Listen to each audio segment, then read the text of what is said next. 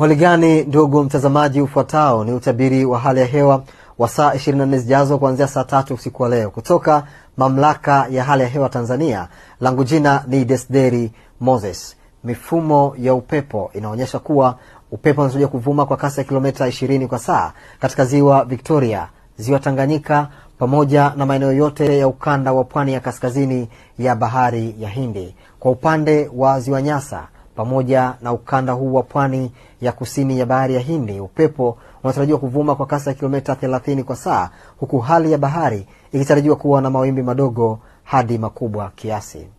Mifumo ya anga inaonyesha kuendelea kuimarika kwa viashiria vya mvua, hususani katika maeneo yanayopatikana magharibi mwa nchi yetu kuelekea ukanda wa ziwa Victoria, ambapo kufuatia hali hiyo ya kuimarika kwa viashiria vya mvua katika maeneo haya, Mamlaka ya Hali ya Hewa Tanzania inatoa angalizo la uwepo wa vipindi vifupi vya mvua kubwa katika maeneo machache, hususani yale yanayopatikana katika mikoa ya Kigoma, Tabora, Katavi, mkoa wa Kagera, mkoa wa Geita, mkoa wa Mwanza, mkoa wa Shinyanga, mkoa wa Mara pamoja na mkoa wa Simiyu. Hivyo wananchi wanaotokea katika maeneo haya wanatakiwa kuchukua hatua stahiki.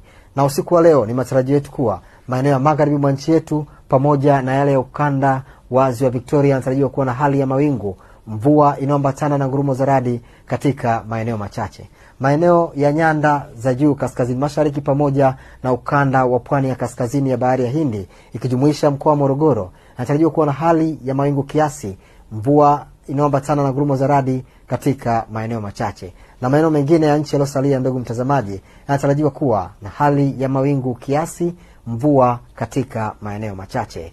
Na kwa hapo kesho, maeneo yote yanayozunguka ukanda wa ziwa Victoria pamoja na yale yanayopatikana magharibi mwa nchi yetu yanatarajiwa kuwa na hali ya mawingu, mvua inayoambatana na ngurumo za radi katika maeneo machache na vipindi vifupi vya jua.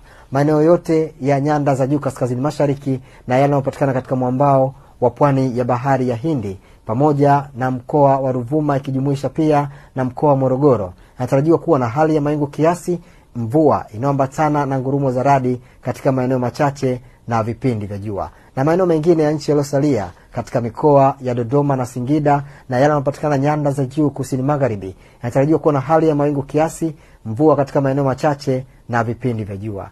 Na kutoka Mamlaka ya Hali ya Hewa hatuna la ziada hadi wakati mwingine, nikutakie usiku mwema.